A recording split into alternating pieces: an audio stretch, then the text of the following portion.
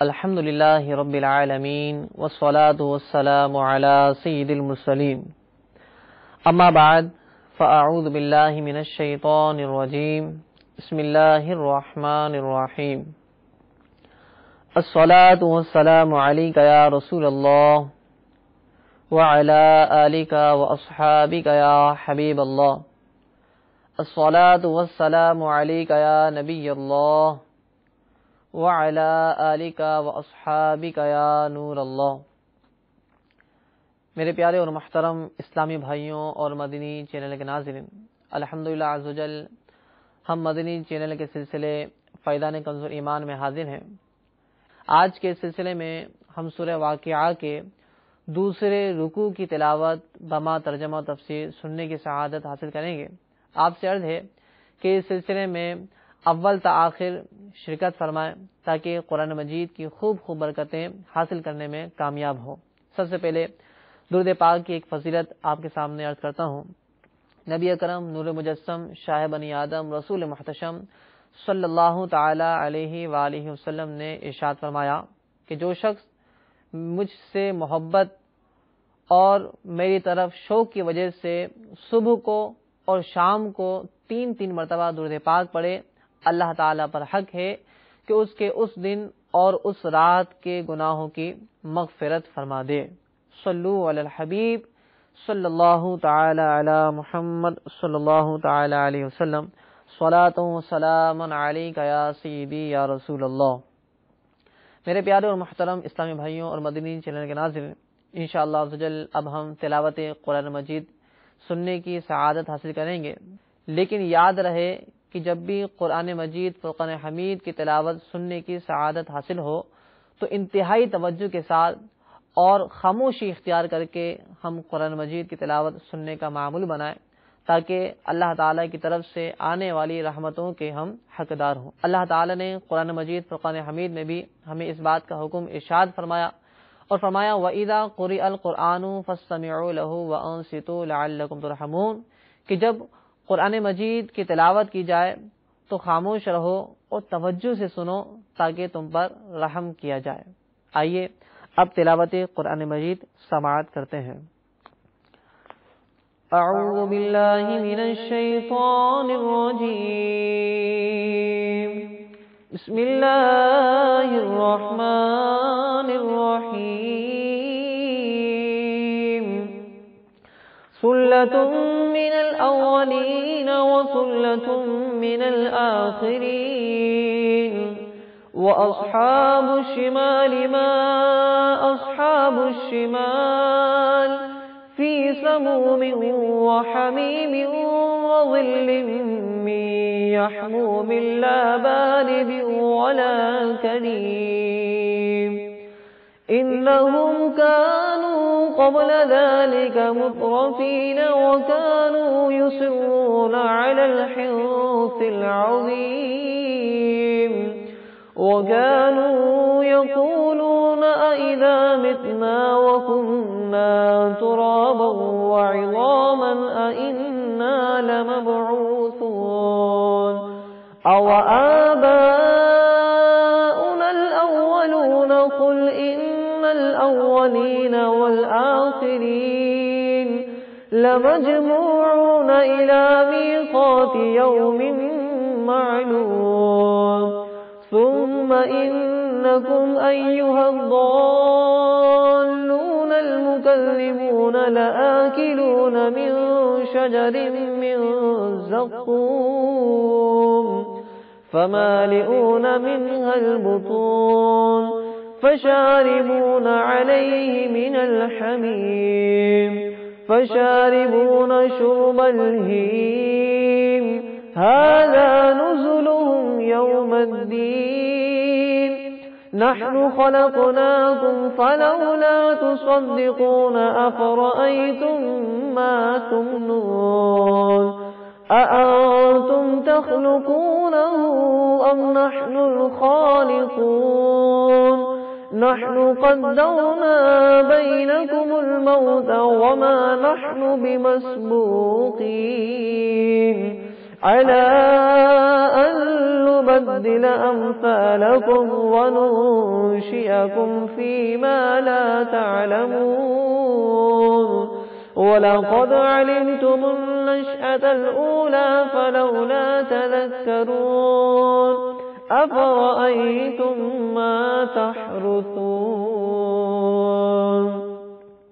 أأنتم تزرعونه أم نحن الزارعون لو نشاء لجعلناه حطاما فظلتم تفكهون إنا لمغرمون بل نحن محرومون أفرأيتم الماء الذي تشربون أأنتم أنزلتموه من المزن أم نحن المنزلون لو نشاء جعلناه أجاجا فلولا تشكرون أفرأيتم النار التي تورون أأنتم أنشأتم شجرتها أم نحن المنشئون نحن جعلناها تذكرة ومتاعا للمقوين فسبح باسم ربك العظيم آمنت بالله صدق الله العظيم صلوا على الحبيب صلی اللہ تعالی علی محمد صلی اللہ علیہ وسلم صلاۃ و سلام علیک یا سیدی یا رسول اللہ۔ میرے پیارے اور محترم اسلامی بھائیوں اور مدنی چینل کے ناظرین، الحمدللہ عز و جل ابھی ہم نے سورہ واقعہ کے دوسرے رکوع کی تلاوت سماعت کرنے کی سعادت حاصل کی۔ اس سے پہلے کہ اس کا ترجمہ اور تفسیر ہم ملاحظہ کریں، ہم سورہ واقعہ کی فضیلت سماعت کرتے ہیں۔ حدیث شریف میں آتا ہے، نبی کریم رؤوف الرحیم صلی اللہ تعالی علیہ وآلہ وسلم نے ارشاد فرمایا، جو شخص رات کو سورہ واقعہ پڑھنے کا معمول بنا لے تو وہ شخص کبھی فاقے کا شکار نہ ہوگا۔ الحمدللہ عز و جل قبلہ امیر اہل سنت میرے شیخ طریقت امیر اہل سنت دامت برکاتہم العالیہ نے بھی جو ہمیں شجرہ قادری عطاری عطا فرمایا ہے، ان میں سے آپ نے ایک یہ بات بھی بیان فرمائی ہے کہ رات سونے سے پہلے ہم سورہ واقعہ کی تلاوت کر لیا کر۔ کچھ صورتیں ہیں جن کو رات میں پڑھنے کا آپ نے ارشاد فرمایا، ان میں سے سورہ یاسین، سورہ دخان اور سورہ ملک شریف ہے۔ تو لہٰذا ہمیں چاہیے کہ سورہ واقعہ کو بھی رات کو سونے سے پہلے اس کی تلاوت کر لیا کریں۔ آقا دو عالم صلی اللہ تعالی علیہ وسلم کی ایک بہت ہی پیاری حدیث ہے، آپ نے فرمایا کہ اپنی اولاد کو، اپنی بیویوں کو اور عورتوں کو سورہ واقعہ کی تعلیم دو، کیونکہ اس سورہ مبارکہ میں اللہ تعالیٰ نے جہنمی لوگوں کا تذکرہ فرمایا، ان پر کس طرح عذاب ہوگا اس کا تذکرہ فرمایا۔ لہٰذا جب کوئی شخص اس سورت کو پڑھتا ہے، اس کا ترجمہ تفسیر کو ملاحظہ کرتا ہے تو اس کے دل میں فکر آخرت پیدا ہوتی ہے، دنیا سے بے رغبتی پیدا ہوتی ہے، آخرت سے ایک لگاؤ پیدا ہوتا ہے، آخرت کی تیاری کرنے والے اور آخرت میں کام آنے والے اعمال کو انسان بجا لاتا ہے۔ لہذا میرے پیارے اور محترم اسلامی بھائیوں اور مدنی چینل کے ناظرین، آپ سے عرض ہے کہ آپ اس سلسلے میں اول تاخیر شریک رہیں تاکہ اس سلسلے کی خوب برکتیں ہمیں حاصل ہو سکیں۔ خصوصاً آج کے سلسلے میں اللہ تبارک و تعالی نے جہنمیوں کا تذکرہ فرمایا کہ جہنمی کو کیا کیا عذاب کا سلسلہ ہوگا، انشاءاللہ عز و جل ہم اس سلسلے میں ملاحظہ کریں گے۔ اللہ تبارک و تعالی نے ارشاد فرمایا، بسم اللہ الرحمن الرحیم، اللہ کے نام سے شروع جو نہایت مہربان رحم والا۔ ثلۃ من الاولین وثلۃ من الآخرین، اگلوں میں سے ایک گروہ اور پچھلوں میں سے ایک گروہ۔ مراد یہاں اصحاب الیمین لوگ ہیں، یعنی وہ لوگ جن کو ان کا نام اعمال قیامت کے دن دائیں ہاتھ میں دیا جائے گا، تو ان کے بارے میں اللہ تعالیٰ نے ارشاد فرمایا کہ اگلوں میں سے ایک گروہ ہوں گے اور پچھلوں میں سے ایک گروہ ہوں گے۔ تو یہاں مفسرین نے تصریح فرمائی، تو مراد یہ ہے کہ جو عاقد عالم صلی اللہ تعالی علیہ وآلہ وسلم کے اوائل دور میں لوگ تھے یعنی صحابہ کرام، وہ لوگ اصحاب الیمین میں شامل ہوں گے، اور صحابہ کرام علیہم رضوان کے بعد جو لوگ اس دنیا میں آئے انہوں نے نیکیاں کرنے پر استقامت اختیار کی تو وہ لوگ اصحاب الیمین میں شمار ہوں گے۔ بہرحال ان کی کیا کیا صفات ہے جنت میں، ان کو کیا کیا مقامات، ان کو کیا کیا درجات حاصل ہوں گے، تو ہم نے الحمدللہ پچھلے سلسلے میں ان باتوں کو سماعت کیا۔ آگے اللہ تبارک و تعالی جہنمی لوگوں کا تذکرہ ارشاد فرما رہا ہے، فرمایا وَأَصْحَابُ الشِّمَالِ مَا أَصْحَابُ الشِّمَالِ، اور بائیں طرف والے کیسے بائیں طرف والے، یعنی وہ لوگ کہ جن کو بروز قیامت ان کا نامہ اعمال بائیں ہاتھ میں دیا جائے گا، اس وقت انہیں کیسی حسرت اور ندامت ہوگی، کیسے افسوس کے عالم میں ہوں گے، کس قدر حسرت ہو رہی ہوگی اور کس قدر افسوس ہو رہا ہوگا کہ کاش کہ دنیا میں ہم اللہ کی فرمانبرداری کرتے، کاش کہ ہم دنیا میں اللہ پر ایمان لاتے، اللہ کو وحدہ لا شریک مان لیتے، تو آج کے دن ہمیں اللہ کے عذاب میں گرفتار نہ ہونا پڑتا۔ اللہ تعالی نے ان کے بارے میں ارشاد فرمایا کہ یہ جو جہنمی لوگ ہیں جب انہیں جہنم میں ڈالا جائے گا تو کیا صورتحال ہوگی، فرمایا فی سموم و حمیم، جلتی ہوا اور کھولتے پانی میں۔ اللہ تعالی نے قرآن مجید میں اس آیت میں دو لفظ استعمال فرمائے، سموم اور حمیم۔ سموم کا معنی ہوتا ہے گرم ہوا، مراد یہ ہے کہ دوزخ کی آگ کی سخت گرمی اور تپش میں ان کو رکھا جائے گا، اور حمیم کا معنی ہوتا ہے کھولتا ہوا پانی۔ اور یہاں مراد یہ ہے کہ جب دوزخ کی آگ ان کے جسموں کو جلا دے گی تو یہ کھولتے ہوئے پانی کی پناہ میں آئیں گے، جیسے دنیا میں انسان آگ سے گھبرا کر پانی کی طرف دوڑتا ہے تاکہ آگ کی گرمی کا توڑ پانی سے کر سکے۔ اسی طرح بروز قیامت جب اس شخص کو جہنم کے عذاب میں گرفتار کر لیا جائے گا تو اس وقت یہ اس عذاب کو، اس آگ کو دور کرنے کے لیے گرم پانی کی پناہ لینے کے لیے وہاں پر پہنچے گا، لیکن جب وہ پانی اپنے اوپر ڈالے گا تو وہ تو ویسے ہی گرم ہوگا، اور وہ ایسا گرم ہوگا کہ جو ان کے جسموں کو جلا ڈالے گی۔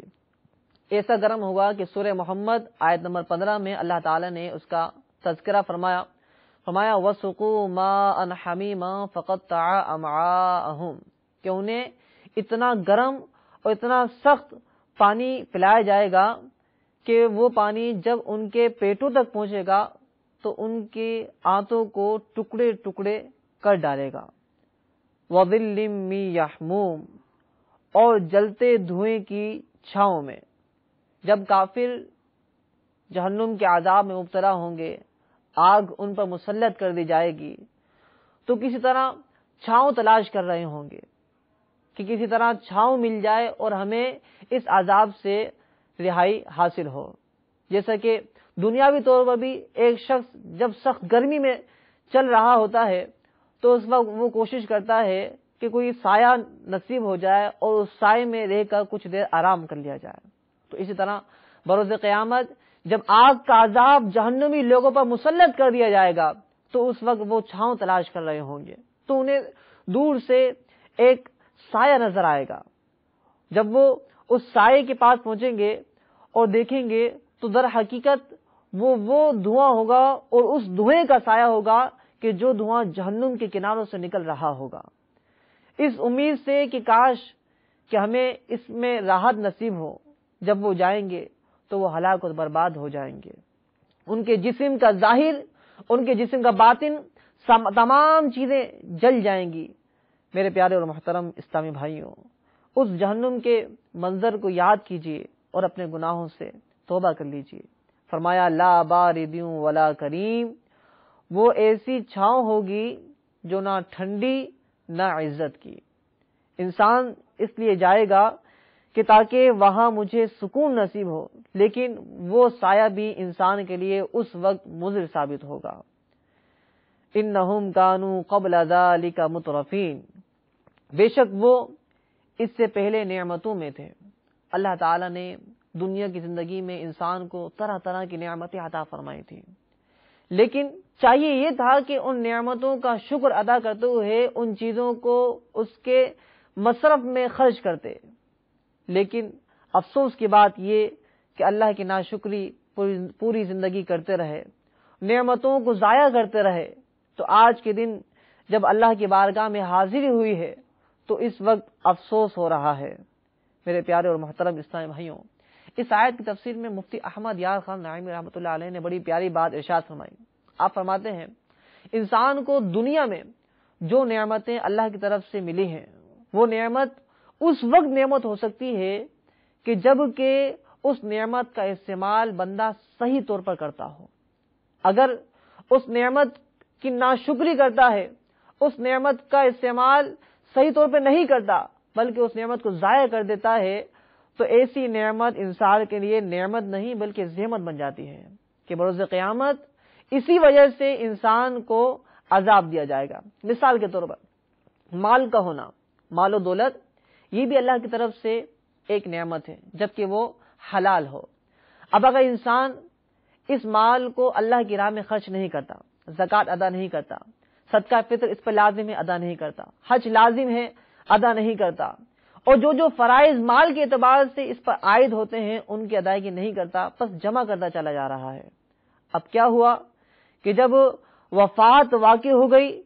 تو اپنی زندگی میں تو اس نے نیکیوں میں صرف نہیں کیا بلکہ گناہوں کے آلات اس سے خریدے، گناہوں کی چیزیں خریدی، گناہ عام کیے اس مال کے ذریعے، تو مرنے کے بعد اب یہی مال عذاب کی صورت میں اس کے لیے عذاب کا سبب بن جائے گا۔ فرمایا آگے وَكَانُوا يُصِرُّونَ عَلَى الْحِنثِ الْعَظِيمِ، اور اس بڑے گناہ کی ہٹ یعنی ضد رکھتے تھے۔ مشرکین اور کفار کو ان کے کفر اور شرک سے بار بار جو ہے تنبیہ کی جاتی، لیکن پھر بھی وہ گناہ سے توبہ کرنے کے بجائے اللہ کی نافرمانی کرتے تھے، شرک اور کفر پر ڈٹے ہوئے تھے۔ بار بار وعظ و نصیحت سے انہیں ان چیزوں سے بچانے کی کوشش کی جاتی تھی لیکن وہ نہیں بچتے تھے۔ تو اللہ فرماتا ہے یُصِرُّونَ عَلَى الْحِنثِ الْعَظِيمِ، یعنی وہ لوگ اصرار کرنے والے تھے، گناہ بار بار کرنے والے تھے، توبہ نہیں کرتے تھے، تو آج کے دن انہیں یہ عذاب دیا جا رہا ہے۔ بلکہ ساتھ ساتھ کفار اس بات کا بھی انکار کرتے تھے کہ ہم مرنے کے بعد نہیں اٹھائے جائیں گے، نہ حساب و کتاب ہوگا، نہ جنت و دوزخ ہے، اور نہ ہی اللہ کی بارگاہ میں حاضر ہونی ہے۔ تو اللہ تعالیٰ نے ان کے اس قول کو ذکر کیا، پھر آگے اس کا رد فرمایا وَكَانُوا يَقُولُونَ أَإِذَا مِتْنَا وَكُنَّا تُرَابًا وَعِظَامًا أَإِنَّا لَمَبْعُوثُونَ، اور کہتے تھے کیا جب ہم مر جائیں گے، ہڈیاں مٹی ہو جائیں، تو کیا ضرور ہم اٹھائے جائیں گے؟ یعنی کفاروں کا یہ ایک اعتراض تھا، اور یہ جو سوال تھا یہ انکار کی صورت میں تھا، اور ان کی مراد یہ تھی کہ ہم مرنے کے بعد جب ہم مٹی ہو جائیں گے تو ہم نہیں اٹھیں گے، ہمارے آباء و اجداد کو نہیں اٹھایا جائے گا، ہم سے حساب و کتاب نہیں لیا جائے گا۔ اور کہتے تھے اوا آباؤنا الاولون، اور کیا ہمارے اگلے باپ دادا بھی، یعنی ہمیں بھی اٹھایا جائے گا، ہمارے آباء و اجداد کو بھی اٹھایا جائے گا اور ان سے حساب و کتاب کا معاملہ ہوگا؟ یہ کیسے ممکن ہے؟ اس کا وہ انکار کرتے تھے۔ اللہ تعالیٰ نے ان کا جواب دیا قُلْ إِنَّ الْأَوَّلِينَ وَالْآخِرِينَ لَمَجْمُوعُونَ إِلَى مِيقَاتِ يَوْمٍ مَّعْلُومٍ، تم فرماؤ بے شک سب اگلے اور پچھلے ضرور اکٹھے کیے جائیں گے ایک جانے ہوئے دن کی میعاد پر۔ اگلے اور پچھلے سے مراد تمام لوگ ہیں، حضرت آدم علیہ السلام سے لے کر حضور علیہ السلام کی امت تک کے لوگ، اور آقا عالم صلی اللہ تعالی علیہ وسلم کی امت کے لوگوں سے لے کر قیامت تک آنے والے تمام لوگ، سب لوگوں کو ایک مقام پر جمع کیا جائے گا۔ اس کے بعد جو مجرمین ہوں گے، کفار ہوں گے، ان سے کہا جائے گا وَامْتَازُوا الْيَوْمَ أَيُّهَا الْمُجْرِمُونَ، اے مجرموں الگ ہٹ جاؤ، جو نیک لوگ ہیں ان سے دور ہو جاؤ، آج کے دن تم پر عذاب مسلط کیا جائے گا۔ میرے پیارے اور محترم اسلامی بھائیوں، اللہ تعالیٰ نے ارشاد فرمایا ثُمَّ إِنَّكُمْ أَيُّهَا الضَّالُّونَ الْمُكَذِّبُونَ، پھر بے شک تم اے گمراہو، جھٹلانے والو، لآکلون من شجر من زقوم، ضرور توہر کے پیڑ میں سے کھاؤ گے، فمالئون منہ البطون، پھر اس سے پیٹ بھرو گے، فشاربون علیہ من الحمیم، پھر اس پر کھولتا پانی پیو گے، فشاربون شرب الہیم، پھر ایسا پیو گے جسے سخت پیاسے اونٹ پیئیں۔ میرے پیارے اور محترم اسلامی بھائیوں، یہاں خطاب ان لوگوں کو ہے کہ جن کا خاتمہ کفر پر ہوا، کہ جو لوگ کفر کی حالت میں مر جاتے ہیں، کفر کی حالت میں ان پر موت واقع ہوتی ہے،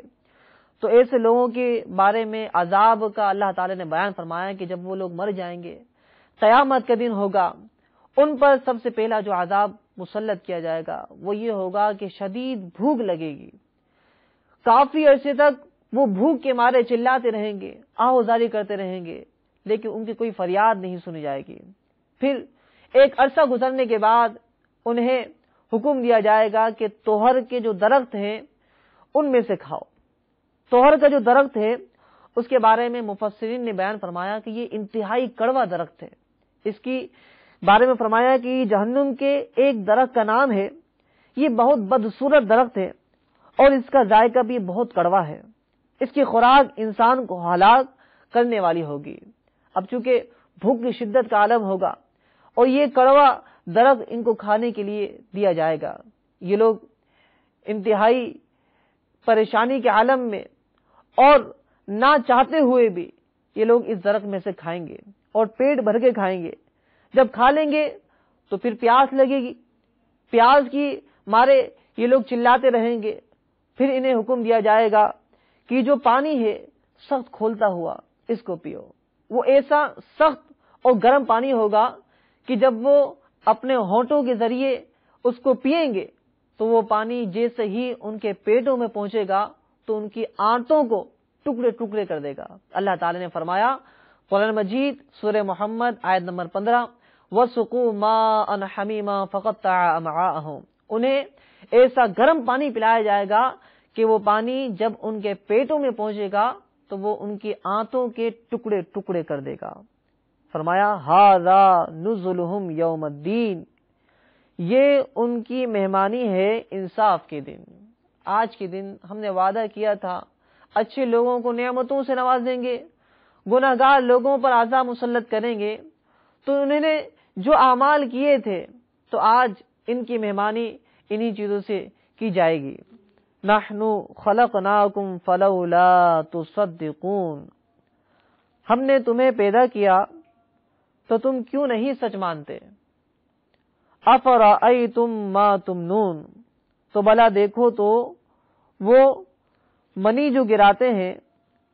اانتم تخلقونہ ام نحن الخالقون، کیا تم اس کا آدمی بناتے ہو یا ہم بنانے والے ہیں؟ یعنی اللہ فرماتا ہے کہ جب تمہیں اس بات کا یقین ہے کہ ہم نے ہی تمہیں پیدا کیا ہے اور ہم ہی تمہیں موت دیں گے، تو پھر تم اس بات کا انکار کیوں کرتے ہو کہ مرنے کے بعد اٹھنا نہیں؟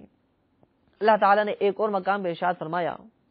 هو الذی یبدأ الخلق ثم یعیدہ وہو اہون علیہ، کہ وہ ذات جس نے مخلوق کو ابتداءً پیدا کیا، پھر ان کے مرنے کے بعد دوبارہ اللہ تعالیٰ انہیں پیدا کرے گا، اور دوبارہ پیدا کرنا اللہ تعالیٰ کے لیے آسان ہے۔ ایک اور مقام پہ اللہ تعالیٰ نے ارشاد فرمایا اولا یذکر الانسان انا خلقناہ من قبل ولم یک شیئا، سورہ مریم آیت نمبر 67، کیا انسان اس بات کو یاد نہیں کرتا کہ ہم نے ہی اسے تخلیق کیا، اس سے پہلے وہ کچھ نہ تھا۔ معلوم ہوا کہ اللہ تبارک و تعالیٰ نے ہی انسان کو تخلیق کیا۔ جب وہ ذات اس بات پر قادر ہے کہ ایک عدم کو وجود میں لے آئے، نہ ہونے کو ہونا کر دے، تو وہ ذات اس بات پر بدرجہ اولا قادر ہوگی کہ انسان کے مرنے کے بعد دوبارہ انسان کو تخلیق کرے۔ کیونکہ یہ تو آپ کو بھی معلوم ہے کہ ایک چیز کو ابتداءً پیدا کرنا، ایک چیز کو ابتداءً تخلیق کرنا، ایک چیز کو ابتداءً بنانا، یہ بہت مشکل ہوتا ہے، لیکن جب وہ چیز بن جائے تو اس کو دوبارہ بنا لینا آسان کام ہے۔ تو اللہ تعالیٰ نے جب انسان کو ایک مرتبہ پیدا کر دیا تو اب انسان کو موت طاری ہوگی، اور اس موت کے بعد دوبارہ اللہ تعالیٰ حساب و کتاب کے لیے انسان کو اٹھائے گا، لہذا منکرین جو ہے اس بات کا انکار کیوں کرتے ہیں کہ اللہ تعالیٰ اس بات پر قادر ہی نہیں کہ وہ ہمیں مرنے کے بعد اٹھائے گا. لہذا ہر شخص پر اس بات کا ایمان لانا لازم ہے کہ مرنے کے بعد اٹھنا ہے اور حساب و کتاب ضرور ہونا ہے. نحن قدرنا بینکم الموت وما نحن بمسبوقین، ہم نے تم میں مرنا ٹھہرایا اور ہم اس سے ہارے نہیں. یعنی اللہ تعالیٰ نے انسان کو تخلیق کیا اور ہر شخص کے موت کا وقت مقرر فرمایا. جب اس کی موت کا وقت آئے گا تو انسان کو اس دنیا سے جانا ہوگا اور قبر میں اپنی کرنی کا پھل بھگتنا ہوگا. جس طرح اللہ تعالیٰ انسان کو پیدا کرنے پہ قادر ہے، اسی طرح اللہ تعالیٰ ماننے پر بھی قادر ہے. الا ان نبدل امثالکم وننشئکم فیما لا تعلمون، کہ تم جیسے اور بدل دیں اور تمہاری صورتیں وہ کر دیں جس کی تمہیں خبر نہیں. یعنی اللہ تعالیٰ اس بات پر قادر ہے کہ تمہارے گناہوں کی وجہ سے اور تمہارے کفر اور شرک کی وجہ سے تمہیں بندروں اور سوروں کی صورتیں بنا دے. لیکن اللہ تعالیٰ کا کرم ہے کہ وہ ڈھیل دیتا ہے کہ اب انسان توبہ کر لے اور اب انسان میری طرف رجوع لائے. تو لہٰذا ہم سب کو توبۃ النصوحہ کرتے رہنا چاہیے. وَلَقَدْ عَلِمْتُمُ النَّشْأَةَ الْأُولَىٰ فَلَوْلَا تَذَكَّرُونَ، اور بے شک تم جان چکے ہو پہلی اٹھان، پھر کیوں نہیں سوچتے. یعنی اپنی پچھلی زندگی میں غور کر کے اگلی زندگی پر ایمان لاؤ. جو تمہیں مٹی سے انسان بنا سکتا ہے وہ آئندہ بھی تمہیں مٹی بنا کر دوبارہ انسان بنانے پر قادر ہے. افرأیتم ما تحرثون، تو بھلا بتاؤ تو جو بوتے ہو. اانتم تزرعونہ ام نحن الزارعون، کیا تم اس کی کھیتی بناتے ہو یا ہم بنانے والے ہیں. یعنی اللہ تعالیٰ فرماتا ہے کہ جو تم زمین میں دانہ بوتے ہو تو اس کے بعد تم اس بات کی امید رکھتے ہو کہ اس کی فصلیں تم کاٹو گے.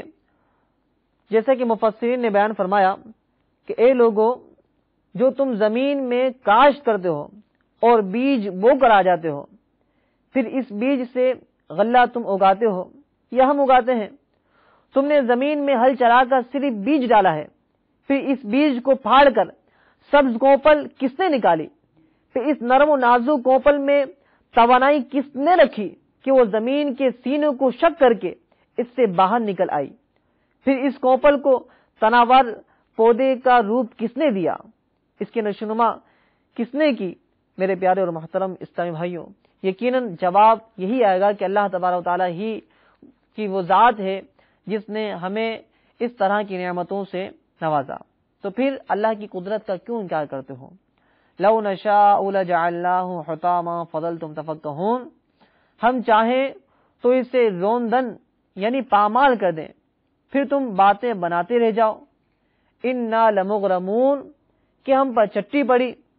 بل نحن محرومون، بلکہ ہم بے نصیب رہے. یعنی اگر اللہ تعالیٰ چاہے تو جو ہم بیج بوتے ہیں زمین کے اندر، اگر اللہ چاہے تو کوئی بھی بیج کارآمد ثابت نہ ہو اور فصل ہی نہ اگے، پھر انسان افسوس کرتا رہ جائے اور ملامت کرتا رہ جائے کہ یہ کیا ہوا. کبھی کسی چیز کو علت قرار دے، کبھی کسی چیز پر اعتراض کرے. بلکہ اللہ تعالیٰ فرماتا ہے کہ تم آپس میں ہی اس بارے میں جھگڑتے رہو گے کہ ایسا کیوں ہوا، اور حالانکہ روکنے والے ہم ہیں. اگر ہم چاہیں تو تمہیں فصل عطا کریں اور اگر ہم چاہیں تو تم سے اس نعمت کو روک لیں.